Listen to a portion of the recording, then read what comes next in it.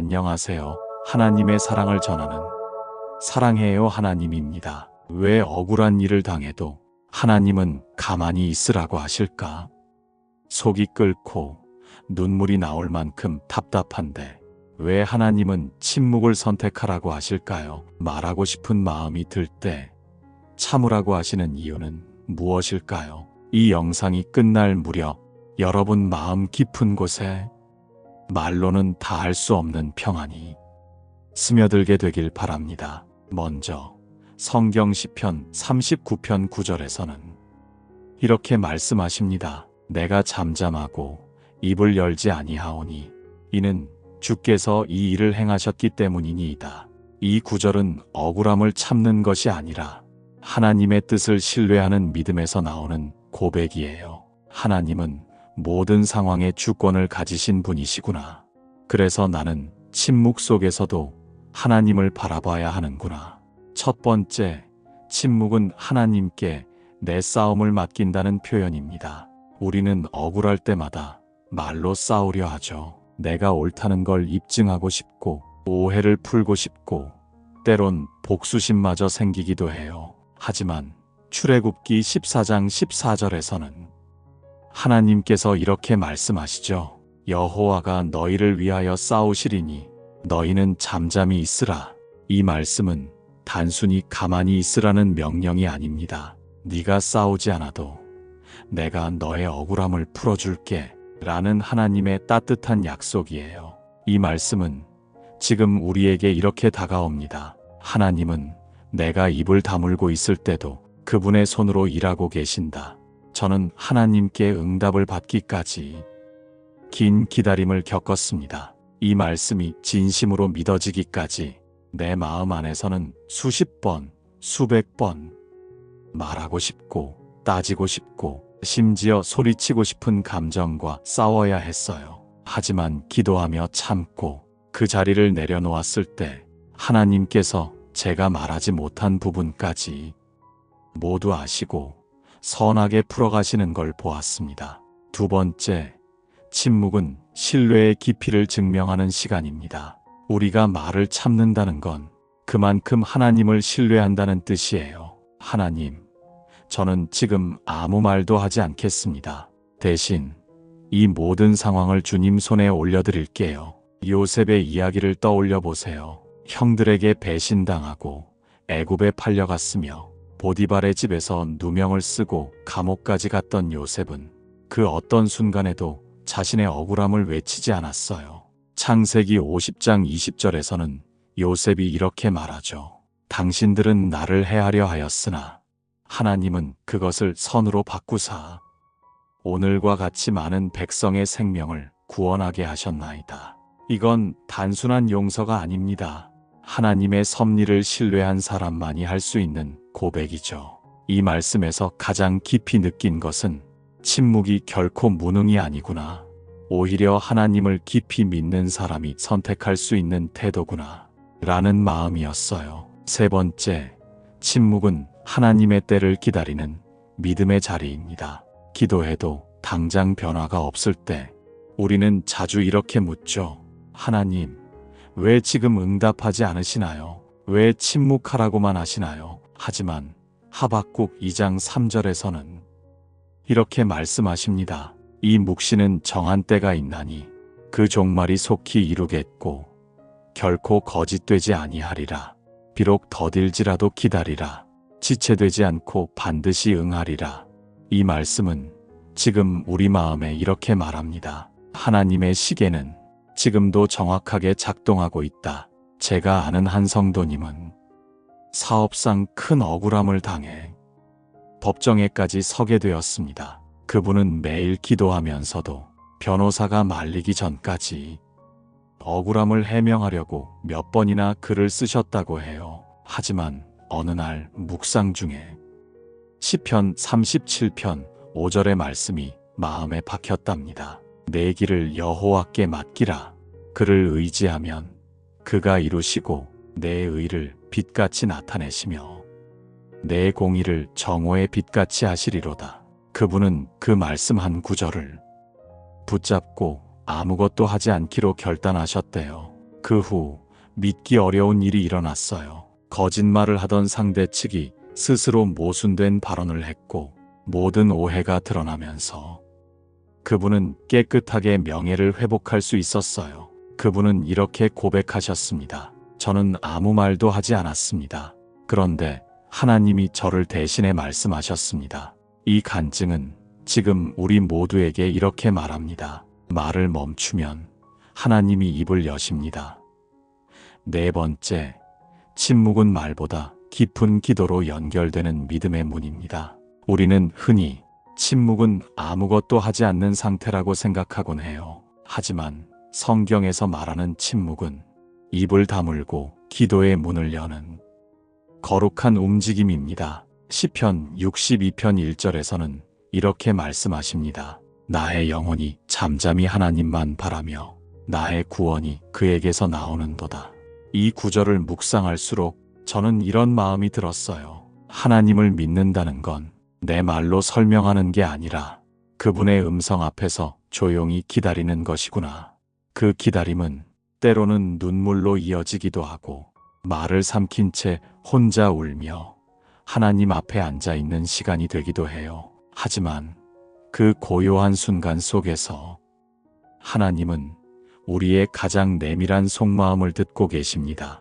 예수님께서도 가장 억울한 순간에 침묵하셨죠. 빌라도의 신문 앞에서조차 그분은 자신을 해명하지 않으셨습니다. 마태복음 27장 14절에서는 이렇게 기록합니다. 예수께서 한마디도 대답하지 아니하시니 총독이 크게 놀라워하더라. 왜 예수님은 그 억울함을 해명하지 않으셨을까요? 그분은 알고 계셨기 때문입니다. 진리를 밝히는 것은 말이 아니라 하나님의 시간이다라는 것을요. 이 말씀은 우리에게 이렇게 속삭입니다. 억울함을 참는 순간 하나님은 더 큰 일을 준비하고 계신다. 다섯 번째, 침묵은 내면의 상처를 회복시키는 은혜의 도구입니다. 살다 보면 말 한마디에 마음이 무너지는 날이 있어요. 의도치 않은 누군가의 말, 비난, 비교, 조롱, 혹은 단 한 줄의 메시지, 그것이 마음에 박혀서 지워지지 않을 때도 있습니다. 그럴 때 우리는 본능적으로 말하고 싶어져요. 아니야, 그게 아니야, 나는 그런 사람이 아니야, 이건 오해야. 하지만 그럴수록 마음은 더 복잡해지고 상처는 더 깊어져만 갑니다. 성경은 그런 순간 우리에게 말보다 먼저 침묵과 기도를 권합니다. 시편 55편 22절에서는 이렇게 말씀하시죠. 내 짐을 여호와께 맡기라. 그가 너를 붙드시고 의인의 요동함을 영원히 허락하지 아니하시리로다. 이 말씀은 지금 우리에게 이렇게 말합니다. 너의 상처를 말로 방어하지 말고 하나님의 품에 먼저 안겨라. 저는 이 말씀을 깊이 묵상하던 어느 날 이런 그림이 떠올랐습니다. 어린아이가 넘어져서 울고 있을 때 그 아이는 엄마에게 그 일을 일일이 설명하지 않아요. 그저 달려가 품에 안기죠. 그 품 안에서 울다가 말없이 위로를 받고 다시 웃으며 일어섭니다. 우리가 하나님께 드리는 침묵도 그래요. 설명이 필요 없는 위로, 말하지 않아도 이해하시는 분 앞에 그저 조용히 안기는 시간, 그게 진짜 회복의 시작이 되는 거예요. 여섯 번째, 침묵은 공동체를 살리는 지혜로운 선택입니다. 오늘날 세상은 말이 넘치는 시대를 살고 있어요. 누구나 자신의 의견을 말할 수 있고 생각을 증명하려고 애쓰는 시대죠. 하지만 말이 많아질수록 관계는 오히려 더 얕아지고 오해는 더 자주 생깁니다. 디모데후서 2장 24절에서는 이렇게 말씀하십니다. 주의 종은 마땅히 다투지 말고 모든 사람에 대해 온유하며 가르치기를 잘하며 참으며. 이 구절에서 저는 온유와 참음이 침묵의 다른 이름이라는 생각이 들었어요.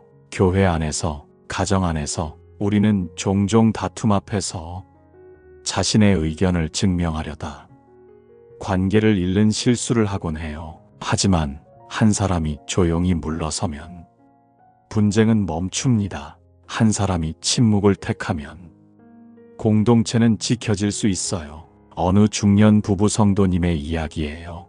그분은 오랜 시간 남편의 무관심과 차가운 말에 상처를 받아왔지만 자신이 먼저 설명하거나 따지지 않고 기도로 기다리셨다고 합니다. 3년이 지나서야 남편은 먼저 아내에게 눈물로 용서를 구했다고 해요. 당신이 날 떠날 줄 알았는데 끝까지 내 옆에 있어줘서 고마워. 이 간증을 들으면서 이런 생각이 들었습니다. 하나님께 침묵으로 반응하는 사람이 가정과 공동체를 살리는 사람이구나. 야고보서 3장 17절에서는 이렇게 말씀하십니다. 오직 위로부터 난 지혜는 첫째 성결하고 다음에 화평하고 관용하고 양순하며 긍휼과 선한 열매가 가득하고 편견과 거짓이 없나니. 이 구절은 말합니다. 침묵은 지혜의 입술에서 나온 열매다. 7번째, 침묵은 하나님의 인도하심을 듣는 마음의 귀가 됩니다. 하나님의 음성은 항상 소리로 들리는 게 아니에요. 우리 귀에 들리지 않아도 그분은 언제나 말씀하고 계시죠. 문제는 우리가 너무 많은 말들 속에 살고 있어서 그 말씀을 듣지 못한다는 데 있어요. 사람의 소음이 커질수록 하나님의 음성은 작아지지 않지만 우리 마음이 분주해져서 그분의 속삭임을 놓치게 되는 거예요. 시편 46편 10절에서는 말씀하십니다. 가만히 있어. 내가 하나님 됨을 알지어다. 이 말씀은 그저 멈추라는 말이 아니에요. 우리의 판단, 우리의 분노, 우리의 억울함, 우리의 두려움을 조용히 내려놓고 하나님의 주권 앞에 서라는 뜻이에요.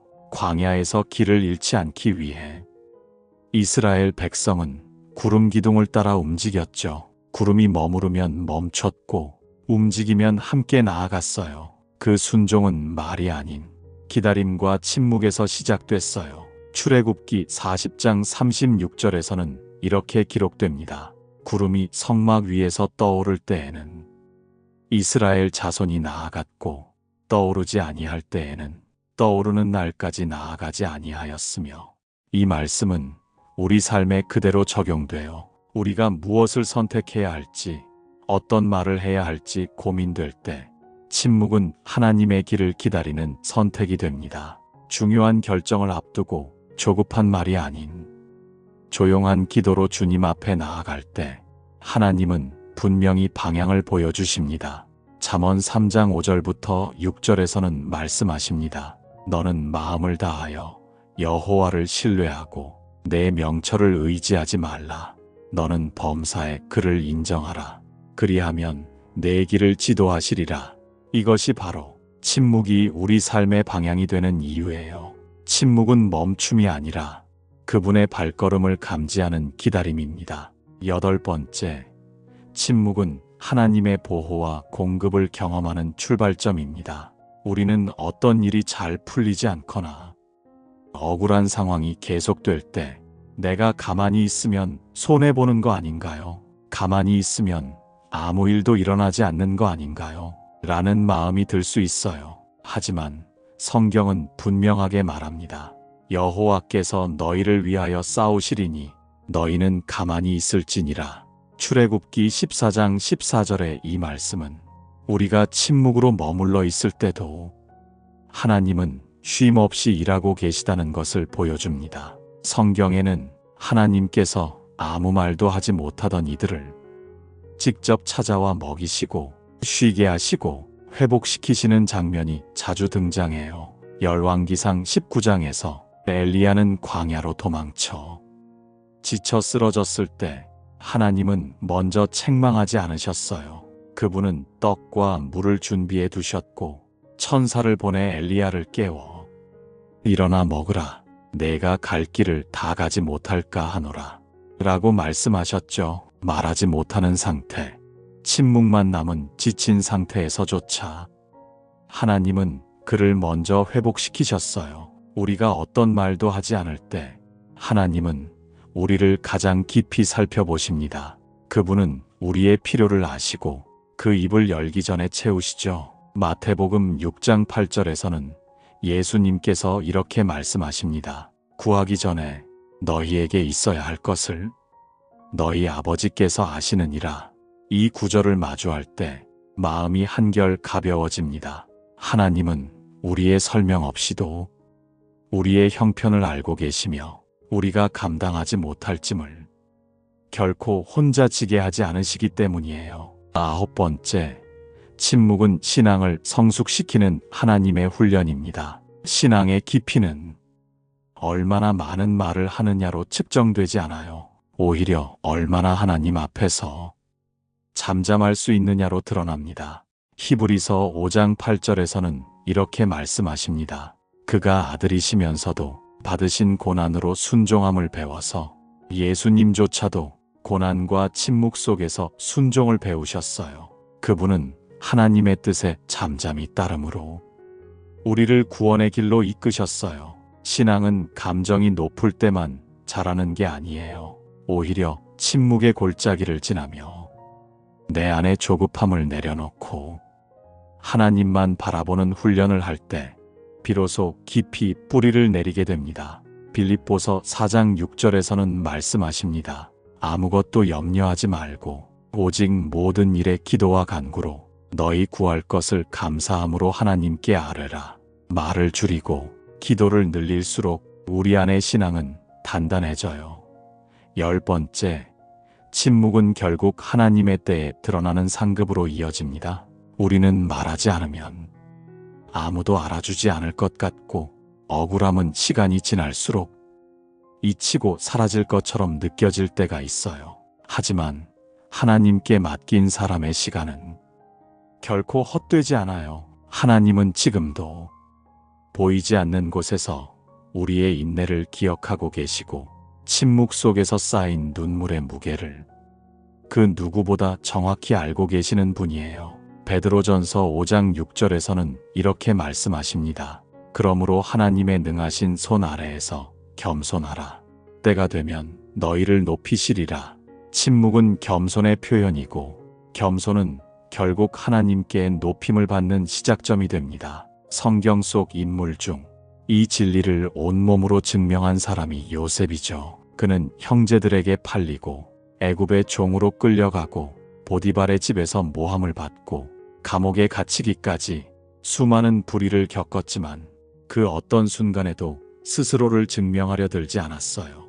그저 하나님 앞에서 말없이 충실하게 기도하며 자신에게 주어진 몫을 감당했을 뿐이에요. 그리고 마침내 애굽의 총리 자리에 오르게 되었을 때 그가 했던 고백은 단순했어요. 창세기 50장 20절에서 이렇게 말합니다.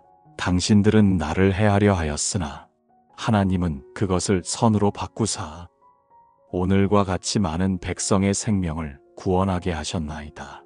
이것이 바로 하나님께 맡긴 자에게 주시는 상급의 모습이에요. 상황을 역전시키는 복이 아니라 자신을 넘어 다른 사람들을 살리는 통로로 쓰임받는 축복이에요. 우리도 살아가면서 사람들의 말보다 하나님의 인정이 더 중요하다는 사실을 끝까지 잊지 않아야 해요. 잠언 16장 9절은 이렇게 가르칩니다. 사람이 마음으로 자기의 길을 계획할지라도 그 걸음을 인도하시는 이는 여호와시니라. 우리는 계획하고 말하고 증명하려 하지만 하나님은 말 없는 기다림 속에서 걸음을 정리하시고 그 방향을 직접 바꾸어 주시는 분이에요. 그래서 침묵은 패배가 아니고 멈춤도 아니고 하나님의 완성된 뜻을 기다리는 가장 깊은 믿음의 선택입니다. 하나님께서는 결국 이렇게 말씀하시는 날이 옵니다. 마태복음 25장 23절에서는 주인이 이렇게 말합니다. 잘하였도다. 착하고 충성된 종아, 내가 적은 일에 충성하였음에 내가 많은 것을 내게 맡기리니. 이 말씀이 여러분의 삶에 실제로 들리는 그날까지 우리는 침묵으로 하나님을 신뢰해야 해요. 말하지 않기로 결정하는 순간 하나님이 말씀하시기 시작하고 내가 행동하지 않기로 멈춘 그 자리에서 하나님의 손길은 본격적으로 움직이기 시작합니다. 그러니 지금 억울함을 당하고 계신가요? 침묵하는 것이 손해처럼 느껴지시나요? 괜찮습니다. 하나님은 침묵 속에서도 당신을 보고 계십니다. 그리고 그분은 절대로 조용히 계시는 법이 없어요. 시편 84편 10절에서는 고백합니다. 주의 궁정에서의 한 날이 다른 곳에서의 첫날보다 나으며 하나님 앞에 잠잠히 머무는 그 하루가 세상의 모든 말보다, 모든 해명보다 더 값지고 더 복된 날이라는 사실을 기억하세요. 지금까지의 모든 이야기를 통해 우리는 알게 되었어요. 하나님은 우리가 말하지 않아도 알고 계시고 움직이지 않아도 일하고 계신다는 것을요. 그러니 오늘 다시 하나님의 말씀을 붙잡으세요. 하나님은 당신을 절대 포기하지 않으십니다. 그리고 당신의 침묵 속에서 놀라운 일을 이루고 계십니다. 침묵의 신앙이 남긴 깊은 흔적, 마음에 새겨야 할 3가지. 하나, 하나님은 언제나 침묵하는 자의 편에 서 계신다. 우리가 말하지 않을 때조차 그분은 말씀하고 계시고 우리가 멈추었을 때조차 그분은 움직이고 계세요. 그러니 억울해도 고개 숙이지 마세요. 침묵이 곧 무기이며 하나님의 역사는 조용히 시작되기 때문이에요. 둘, 침묵은 때로 기도보다 강한 신앙의 언어가 됩니다. 우리가 침묵으로 하나님을 의지할 때 우리의 마음은 더욱 낮아지고 그분의 뜻에 더 깊이 들어가게 됩니다. 말보다 깊은 침묵 속에서 진짜 믿음이 자라고 진짜 복이 준비되는 거예요. 셋, 하나님의 시간은 절대 늦지 않으며 그분의 응답은 언제나 완전하다는 것을 잊지 마세요. 세상이 아무리 소란스러워도 그 속에서 침묵으로 주님을 기다리는 자는 반드시 보상을 받게 됩니다. 그 보상은 물질이나 성공의 형태가 아니라 세상에 빼앗기지 않는 평안과 흔들리지 않는 믿음, 그리고 결국 하나님께 영광을 돌리게 되는 인생의 새로운 길이에요. 우리가 살아가는 세상은 목소리를 내라고 외치지만 하나님의 나라는 잠잠하라, 내가 일하리라고 말씀하세요. 그 차이를 아는 것이 신앙의 분별이며 그 말씀을 믿고 따르는 것이 성숙한 믿음의 걸음이에요. 그러니 오늘 말보다 침묵을 선택하세요. 설명보다 기도를 택하세요. 분노보다 믿음을 붙드세요. 하나님께 맡긴 그 순간부터 우리 인생은 이미 하나님의 손 안에서 다시 쓰여지고 있는 중입니다. 주님, 억울할수록 더 말하고 싶은 제 입술을 잠잠하게 해주세요. 이해받지 못할수록 더 주님께 집중하게 해주세요. 사람들에게 보이기보다 하나님께 인정받기를 원합니다. 침묵이 무기임을 알게 하시고 말없이도 하나님께 쓰임받는 자로 살아가게 해주세요. 내가 멈춘 자리에서 주님은 여전히 일하고 계심을 믿습니다. 오늘도 침묵으로 주님을 신뢰하겠습니다. 예수님의 이름으로 기도드립니다. 아멘. 신앙의 길은 침묵으로 시작해 인내로 걸어가고 결국은 순종으로 마무리되는 길이에요. 말을 멈춘다는 건 상대에게 지는 게 아니라 하나님께 이기는 쪽으로 마음을 기울인다는 뜻이에요. 사람은 말을 통해 오해를 만들고 하나님은 침묵 속에서 진리를 드러내십니다. 때로는 가만히 있는 것이 믿음의 가장 큰 행동이 되고 잠잠한 태도가 하나님의 능력을 초대하는 문이 되기도 해요. 누군가 당신을 오해하고 당신의 진심을 짓밟을 때 말로 되갚고 싶은 마음이 올라올 수도 있어요. 하지만 그때 당신이 끝까지 침묵을 택한다면 그 침묵 위에 하나님은 당신의 편에 서서 누구보다 더 명확하게 말씀하시기 시작할 거예요. 그분의 방식은 언제나 조용하지만 결코 느리지 않고 언제나 옳고 언제나 온전해요. 그러니 억울함은 주님께 맡기고 당신은 침묵으로만 기도하세요. 말없이 흘리는 눈물은 하나님 앞에서 가장 큰 목소리가 됩니다. 신앙의 역사 속에서도 말보다 침묵이 더 위대했던 순간들이 많았어요. 엘리야가 동굴에 숨었을 때 주님은 큰 바람도 불도 지진도 아닌 작고 조용한 음성으로 찾아오셨어요. 모세는 애굽의 권력 앞에서 거창한 말 대신 지팡이 하나와 침묵으로 순종했어요. 다니엘은 사자굴 앞에서도 왕에게 아무 말도 하지 않았고 침묵 가운데 하나님께만 시선을 고정했어요. 그 침묵이 결국 죽음도 질투도 불의도 이기게 했어요. 그리고 예수님께서 골고다 언덕을 오르실 때도 누명을 쓰고 조롱을 당하셨지만 끝까지 한마디의 항변도 하지 않으셨어요. 그 침묵은 패배가 아니었고 온 인류를 살리는 구원의 시작이었어요. 이처럼 신앙의 힘은 조용한 확신에서 나옵니다. 누군가와 비교하지 않아도, 누군가를 설득하지 않아도 주님만 아시면 충분하다는 그 마음이 믿음의 본질이에요. 침묵은 무기력함의 상징이 아니라 하나님의 개입을 기다리는 가장 순전한 태도예요. 우리가 멈추면 비로소 주님이 일하기 시작하세요. 그러니 오늘 하루를 정리하며 이 한 가지를 다시 마음에 새겨요. 하나님은 지금도 내 침묵 속에서 응답을 준비하고 계신다. 이 믿음이 있다면 불필요한 말로 자기를 지키려 하지 않아도 되고 억지로 누군가를 설득하지 않아도 괜찮아요. 믿음은 항상 하나님의 타이밍을 믿는 사람에게 결국 웃게 만드는 능력이니까요. 말하지 않는다는 것은 무력함이 아니라 강함의 표현입니다. 억울할수록 조용히 있는 사람은 자신보다 더 높으신 분께 모든 것을 맡긴 사람입니다. 사람들은 자신을 증명하려 말하지만 하나님을 믿는 사람은 말보다 하나님이 자신을 증명해 주시리라 믿고 기다립니다. 이 세상은 언제나 시끄럽습니다. 말이 많고 변명이 많고 해명이 많습니다. 하지만 침묵하는 한 사람의 존재는 그 어떤 소리보다 강력한 울림이 됩니다. 하나님께 맡긴 사람은 다 설명하지 않아도 됩니다. 억지로 이해받으려 하지 않아도 됩니다.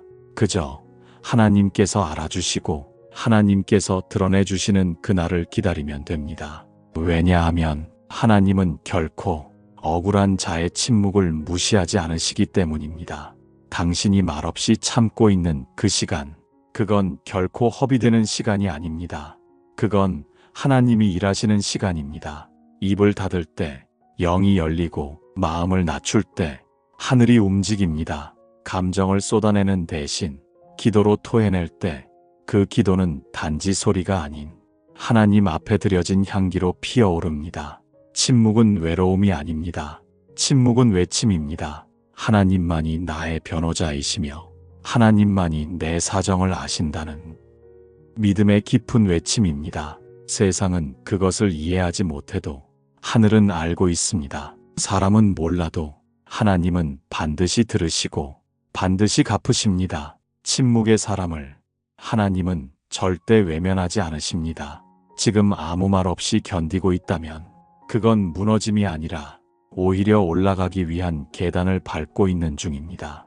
아무 말 없이 기도하는 그 순간 당신은 가장 크게 외치고 있는 것입니다. 나는 하나님을 믿습니다. 나는 하나님께 맡깁니다. 나는 감정보다 진리를 따릅니다. 이 고백이 말없이 드려지고 있는 것이지요. 그리고 그 고백은 반드시 하나님의 손에서 열매로 나타날 것입니다. 그러니 조급해하지 마세요. 세상은 속도를 따르지만 하나님은 깊이를 따르십니다. 당신이 잠잠히 주님을 신뢰하고 있을 때 그 신뢰는 세상 누구도 흉내낼 수 없는 영적인 위엄으로 자라나고 있습니다.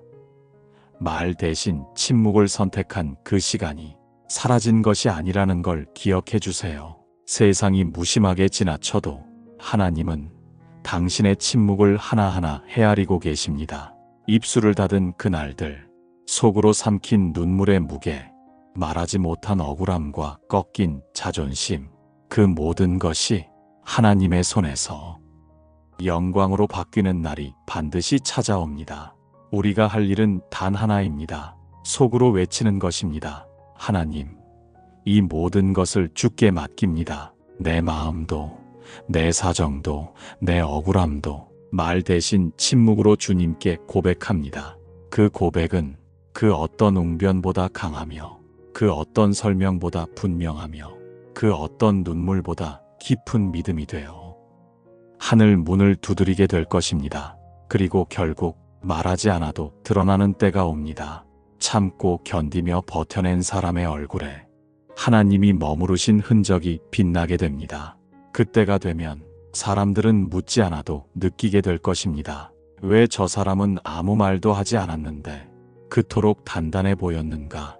그 이유는 단 하나입니다. 당신이 말 대신 하나님을 믿었기 때문입니다. 소중한 당신, 지금 침묵하고 있다면 그건 패배가 아니라 하나님이 당신을 위해 무언가 더 큰 일을 준비하고 계시다는 신호입니다. 지금도 조용히, 그러나 분명히 하나님의 손길은 당신 안에서 일하고 있습니다. 그러니 두려워하지 마세요. 지금 이 순간도 하나님의 역사 속 한 페이지이니까요. 잠잠히 기다리는 자에게 하나님은 결코 침묵하지 않으십니다. 그분은 반드시 가장 아름다운 방식으로 응답하실 것입니다. 그러니 지금 침묵의 골짜기를 지나고 계신 분들이 있다면 이 영상이 그분의 마음에 하나님의 따뜻한 위로로 닿기를 간절히 기도드립니다. 이 영상이 여러분의 마음을 어루만져 주었다면 구독과 좋아요로 함께 마음을 나눠주세요. 당신의 그 따뜻한 손길이 이 채널이 더 많은 분들께 하나님의 평안과 위로를 전할 수 있도록 소중한 씨앗이 되어줄 것입니다. 그리고 댓글로 여러분의 기도 제목이나 마음속 이야기를 남겨주세요. 우리는 함께 기도할 수 있고 함께 하나님을 기다릴 수 있습니다. 마음이 지친 밤에도 조용한 믿음의 새벽에도 이 채널은 언제나 당신을 위한 작은 등불이 되어드릴게요. 소중한 여러분, 오늘도 끝까지 함께 해주셔서 감사합니다. 하나님의 평안이 당신의 침묵 위에 고요히 머무르기를 소망합니다. 아멘.